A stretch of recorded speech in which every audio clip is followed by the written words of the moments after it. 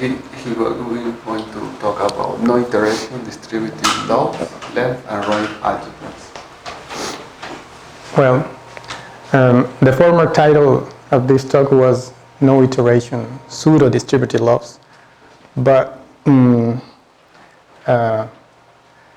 I had no time for the pseudo part because pseudo mucho. Sorry for the pun. Okay.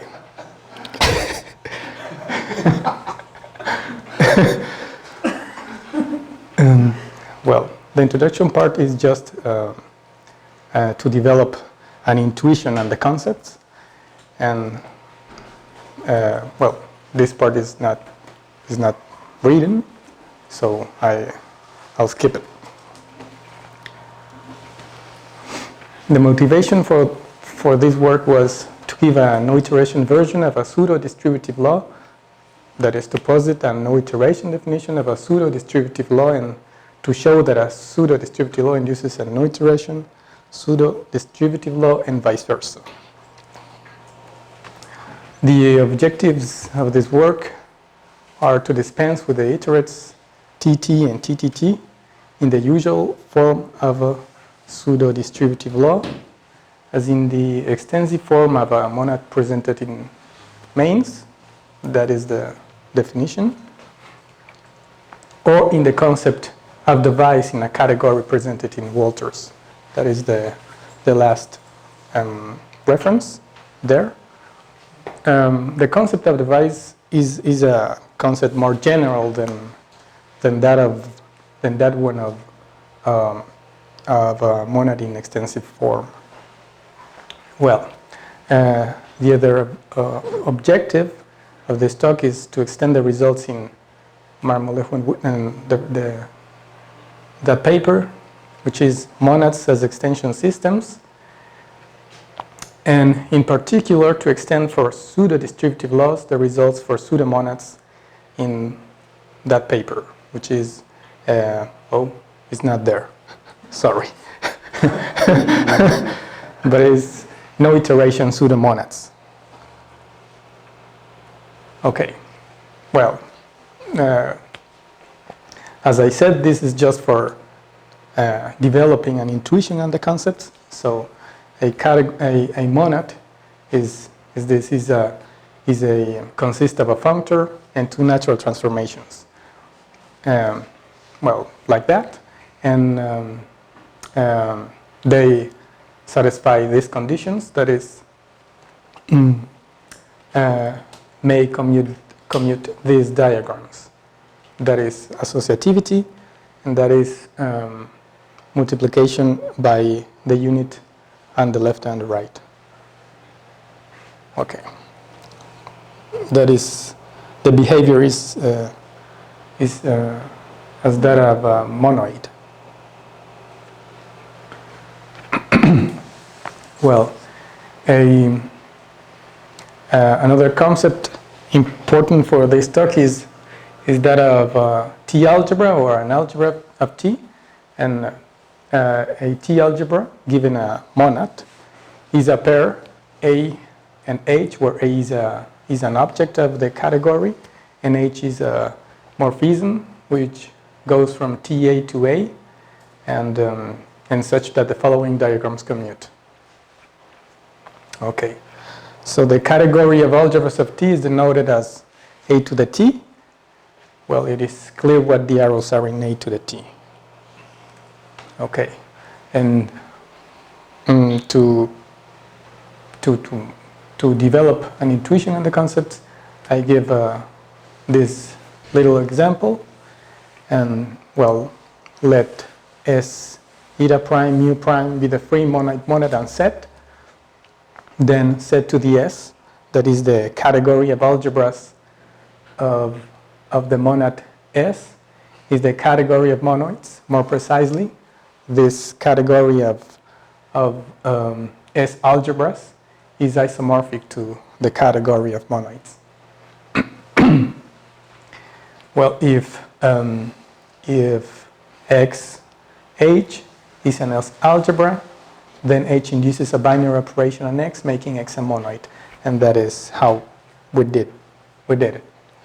Conversely, given a monoid M in its multiplication, we can define an S algebra structure and G prime M, where G prime is the forgetful functor who goes from the monoid, the category of monoids, to set, and is given as follows.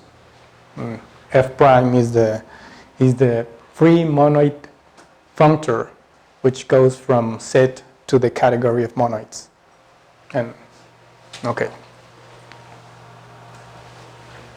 Another example, let T be the free abelian group monad and set, and then set to the T is isomorphic to the category of abelian groups. Okay, now that is the definition, the main definition of a monad in extensive form, which is that in the white blackboard. That is kind of a weird. Well, it consists of a map, a family of arrows, a family of maps. This family of maps is the most important part of the definition. Okay, and satisfies all that stuff, which is written right there, right down. Okay, that family of arrows is called the extension operation of T. Okay, we have now a proposition which says that there is a bijection between these two concepts. That is, every monad in monoidal form and an A, a category, induces a monad in extensive form an A, and vice versa. Okay. This is basically the proof. Well, I invite you to take a look at that.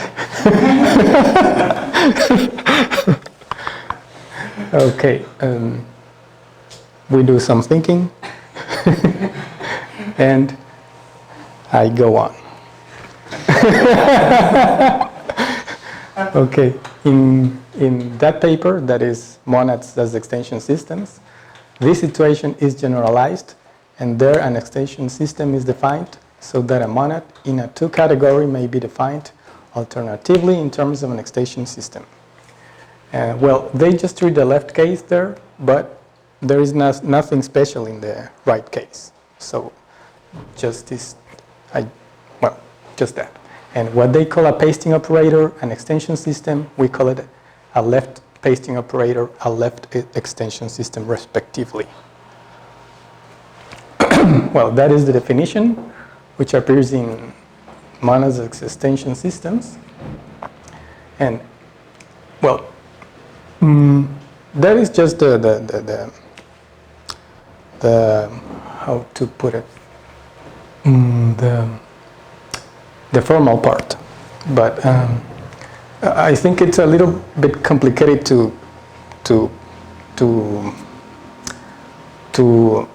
make a picture in the head what is going on here. But with the next lemma and proposition, we are going to have a better understanding of what is going on. Okay. Okay.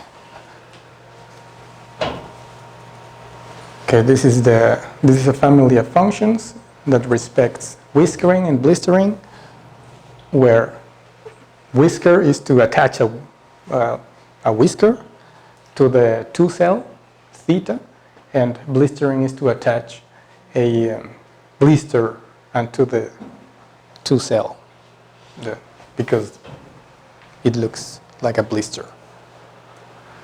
Analogously, a right pasting operator is denotated like that, and is a family of functions that respects whiskering and blistering, but we attach an arrow on the other side. Okay, this is the lemma, what I mentioned before. Okay, and this lemma establishes a bijective correspondence between two cells that goes from there to here. Okay, and the pasting operators, right and left ones. Okay. Okay, this is if we want to understand what is going on here, T is that, U is here, and S is that arrow. Okay. And that is the notation that created Marmolejo and Wood. Okay. Note, this is what I said before. This lemma basically says that a left or right pasting operator is just pasting to the left or to the right of a two cell, like that. So we have these two cells, and we are going to paste something on the right, on the left, or something to the right, and it's just that. Okay.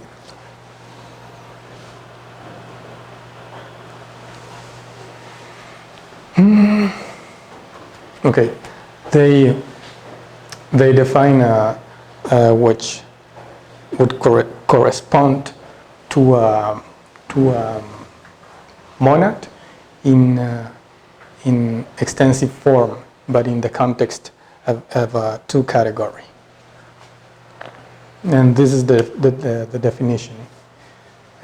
So let K be a two category, A an object of K. So a left extension system on A consists of an arrow that goes from A to a two cell, and a left pasting operator.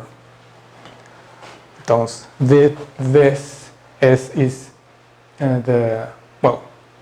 these three S's is the configuration S, S, and S. Okay. And okay, that pasting operator, we call it the S left extension operator, and this and that extension operator satisfies these conditions. The first one resembles the first one there from the mains definition.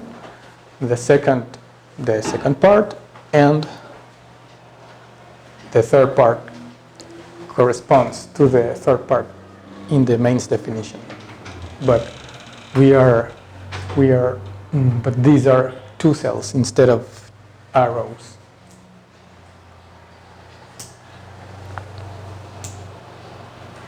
And a right extension system is defined analogously, but this part is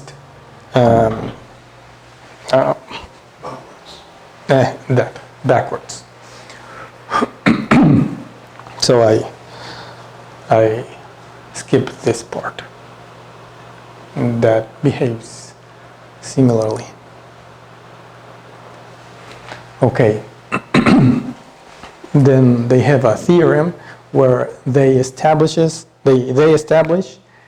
bijection between left extension systems and monads. And we have another part where we have a bijection between right extension systems and monads.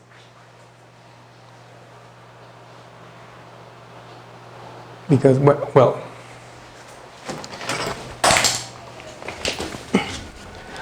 an extension system is basically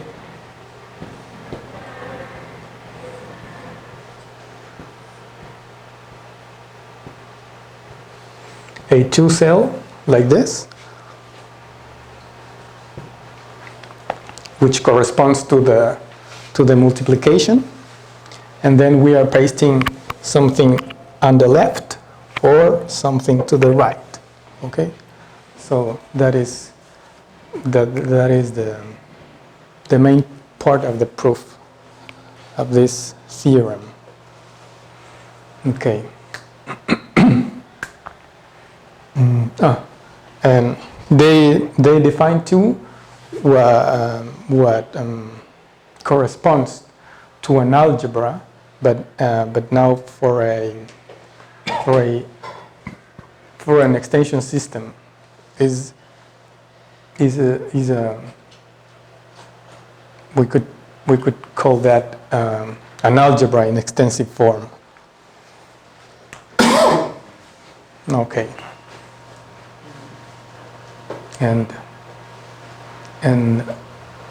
Okay, and this part, what he's saying is this.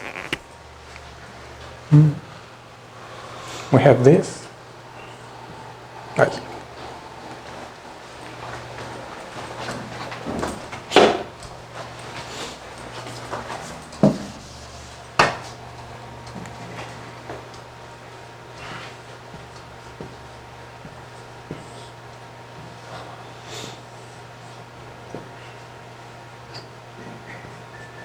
So we have a two-cell that looks like that, and we are pasting something here.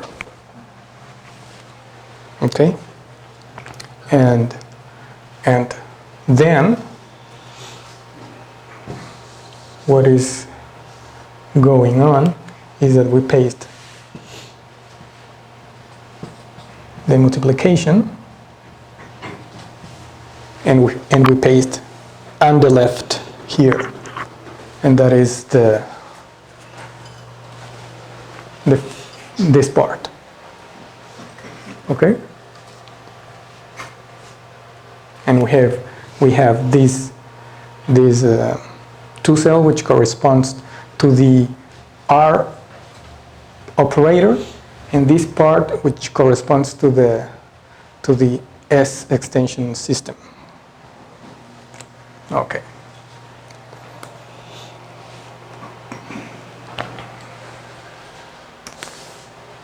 Okay. Now I'll talk about what is a distributive law. So we need two monads on the same category, and a distributive law of the monad S over T is a natural transformation lambda from ST to TS, such that the following diagrams commute. So the first diagram corresponds to this part.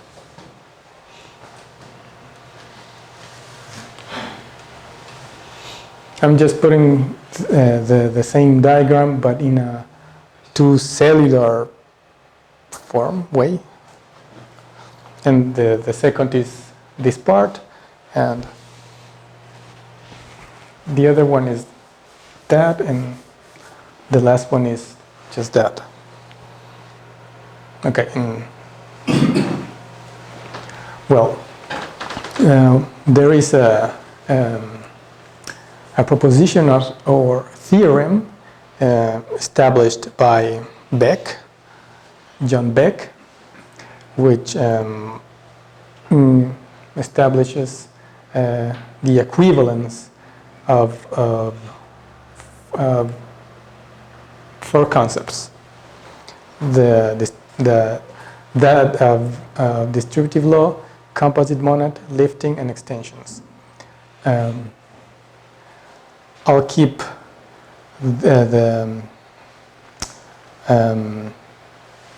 I'll define later what is a composite monad and a lifting. But okay. Now, well,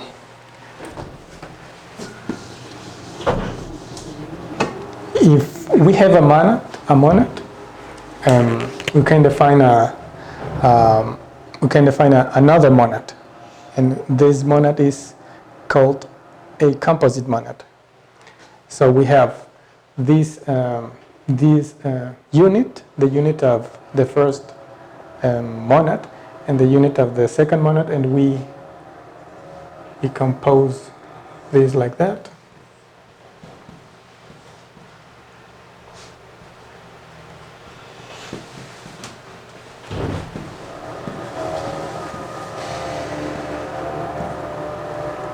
This is the unit of the composite monad, and the multiplication is this.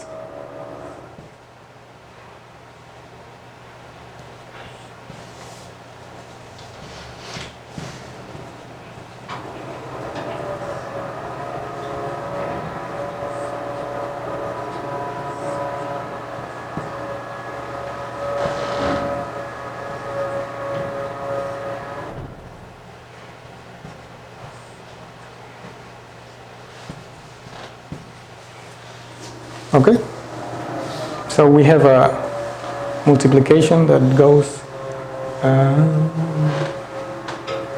TS, TS, TS. Okay. Okay. Let's take the former examples. So let S be the free monad and set, and T be the free abelian group monad and set. And we have the usual distributive law of multiplication over addition may be interpreted as a natural transformation, lambda from ST to TS, and the category of algebras of the composite monad, that is this one, the composite monad corresponds to the category of rings with unity. Okay, so we had first monoids and algebras, and we kind of compose or combine these two structures, and we have now the structure of a ring. Okay. So the formal study of distributive laws can be done in a two category, as in the monad case. So this is done for the no iteration distributive laws by means of the algebras of a monad in extensive form in that paper, Monad as Extension Systems. And they get this result. So they establish a bijective correspondence between a distributive law of monad S over a monad T, and this distributive law corresponds to a TS algebra in an extensive form, and this algebra satisfies these two conditions. That one and the commutativity of this diagram. Okay. However, we have another way of getting another characterization of a distributive law in a no iteration version, without passing through the algebras. And this is the definition, but this is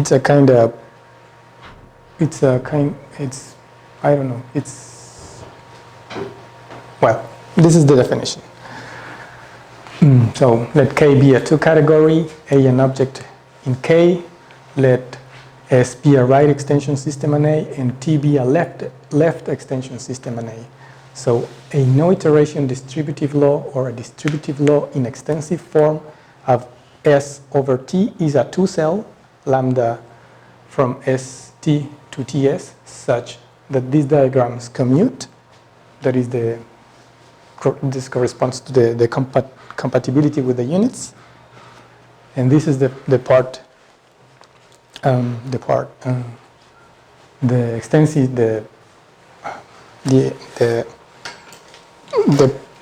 corresponding to the extensive form.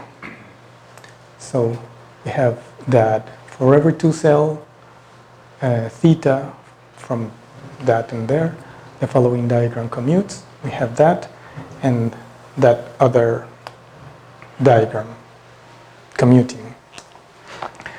If we see the composition on the top is in one direction and above is backwards.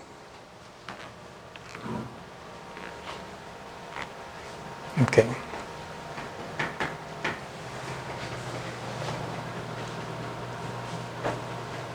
And the inspiration for this definition was proposition 2.2.6 and Mason-Mullery. With the Liquet, this is the monad compositions 1. And this is the proposition. Well, Mason-Mullery call a Kleisli extension a Kleisli lifting. That's why the name. And they establish a bijective correspondence with families of arrows, satisfying the commutativity of that and that, which looks like our definition of a no iteration distributive law. Okay. And now the proposition which establishes the correspondence between distributive laws and no iteration distributive laws. So this is the proposition. Let K be a 2-category, A in K. So there is a bijective correspondence between distributive laws of S over T, monads on A, and no iteration distributive laws of the right extension system corresponding to S, to the monad and monoidal form, in monoidal form, over the left extension T corresponding to the monad, T in monoidal form. And well, before that,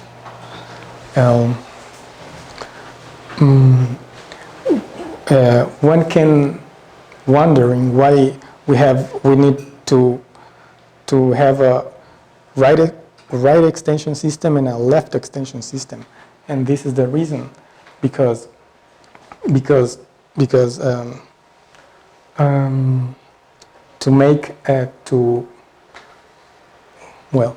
to make sense of the whole thing, we have to paste something here and to paste something on the other side here. So we need a left extension system here and a right extension system here. That is why. Okay. And the proof is, well, it's very simple, and we use these equations of diagrams. Well, what does a no iteration distributive law look like in the case of the 2 category of categories? And it looks like that.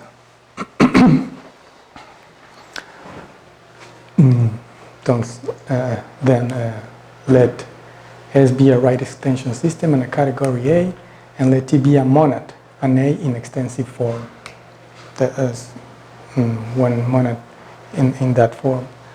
So a no iteration distributive law of S over T consists of a family of arrows, lambda, such that for every A, these diagrams commute, and 2, for every arrow F from A to TB in A, the following diagrams commute. And this is the weird part. For every natural transformation kappa from H to KS, and every A, the following diagram commutes. I think that this part can be improved, but I don't know how, or we don't know how yet. Well, in order to get a better understanding of a no iteration distributive law, and of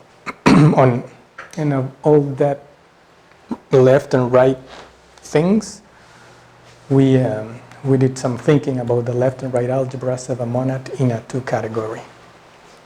On the other hand, this might help in doing algebra in a two category, not admitting the construction of algebras.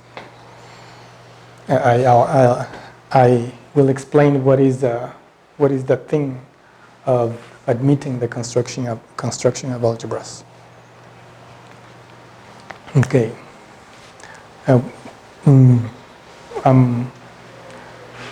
This is the definition of a left algebra. Let K be a category, T be a monad in A. So a left algebra of T is a two-cell in K that looks like that. And there is the T's here on the right. But when we translate that in a one cellular way, we get this TR R, and this is new. Okay?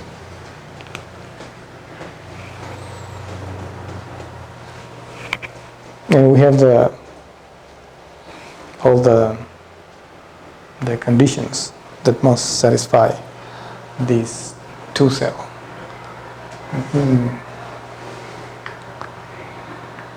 Okay. We now define what is a morphism from one left algebra to another one. So a morphism from that algebra to the other one is a pair F and Xi, where F is a one cell and Xi is a two cell in K that looks like that, and such that this condition holds. Okay, in one cellular form way, this look like this. Okay. Well, usually we just take B here instead of C, and this F is an identity usually.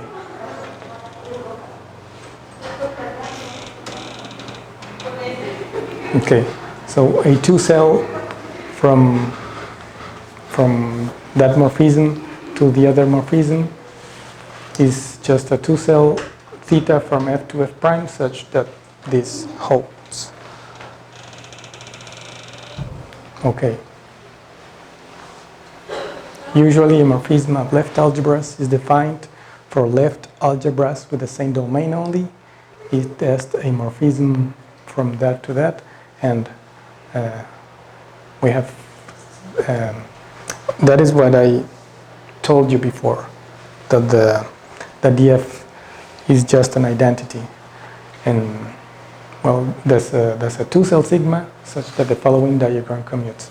So the other morphism is a kind of generalization of that. Okay. Well, the left algebras of a monad T in a two category K form a two category, and these two category will be denoted like that. We have also the right algebras, and the definition is just with the T on the other side. Okay, and we obtain another two category. So the two category of the right algebras of a monad in a two category K denoted like that is simply that. Well, what is that of admitting the construction of algebras is that, okay? Let K, well, that definition appears in the article of Kelly and Street, Review of the Elements of Two Categories, and is this one.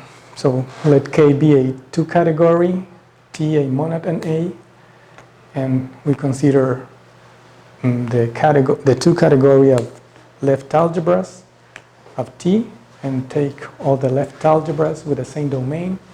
And if we get rid of the two cells, we get a category denoted like that. Well, they don't talk of these K sub L sub T. They don't talk about that, Kelly and Street, but what they do is this thing. And by varying B, we get a functor that goes from K to K opposite to the two category of the categories. And we say that K admits the construction of algebras if this functor is representable. It est if there is an object, A to the T, in K, and a two-natural isomorphism like that for every monad over A in K. In other words, if the notion of T algebra can be internalized for every monad. And this object is called the object of T algebras or T left algebras. So proposition, let K be a two category, T a monad and A, and we have these two adjunctions. We have, that, a forgetful functor that forgets the structure, and we can go backwards. And we have all the other two adjunction, and we obtain that. Okay? And if L is defined like that, that is, if we have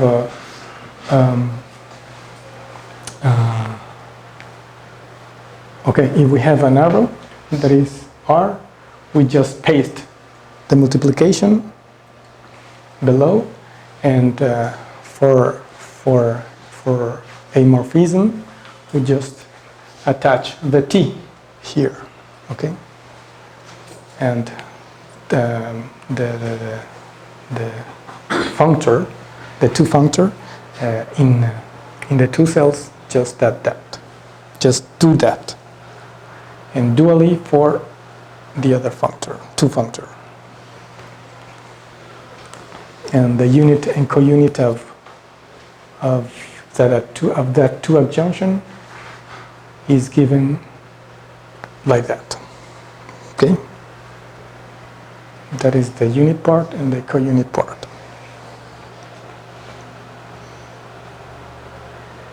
Okay, and if we consider the situation when a distributive law is given in a two category, we get this. Okay, let K be a two category, T a monad and A in K, then T induces a two monad, and that this is the weak slice two category of the two category K. Okay, proposition. Let lambda be a distributive law of that monad over the other one in a two category K, and then there is a two monad from the two category of left algebras, and this new two monad makes the following diagram commute, which is this, and it looks like a lifting, like a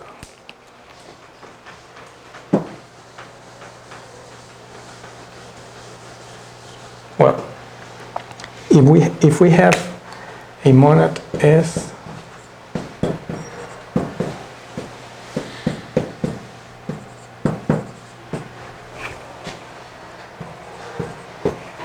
category,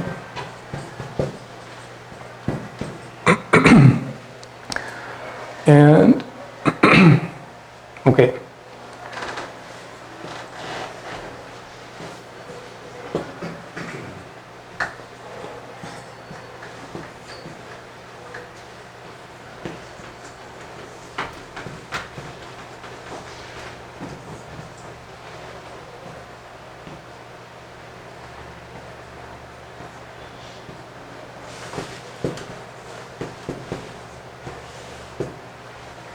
That is a lifting of this monad to the category of S algebras.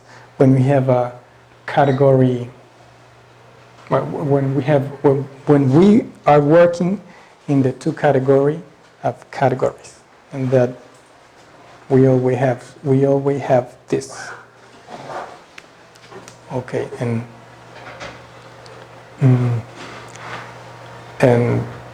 we can get also that there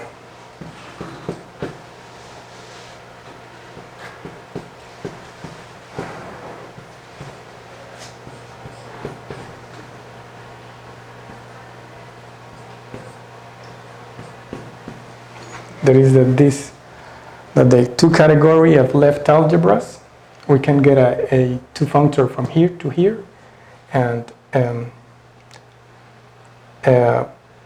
I have the suspicion, I don't know yet, that we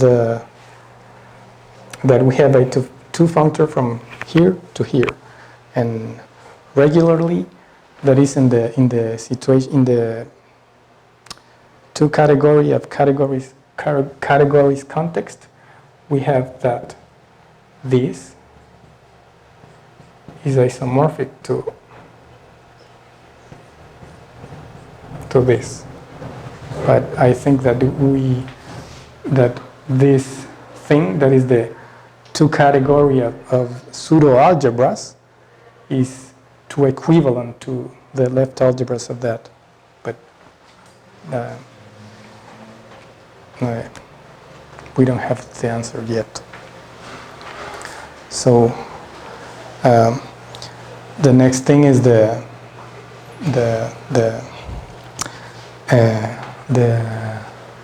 part that I haven't written because I thought that this was long enough for the talk. So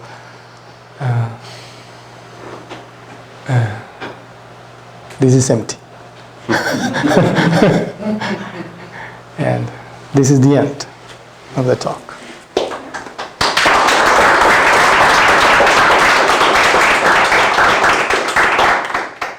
Is there any question?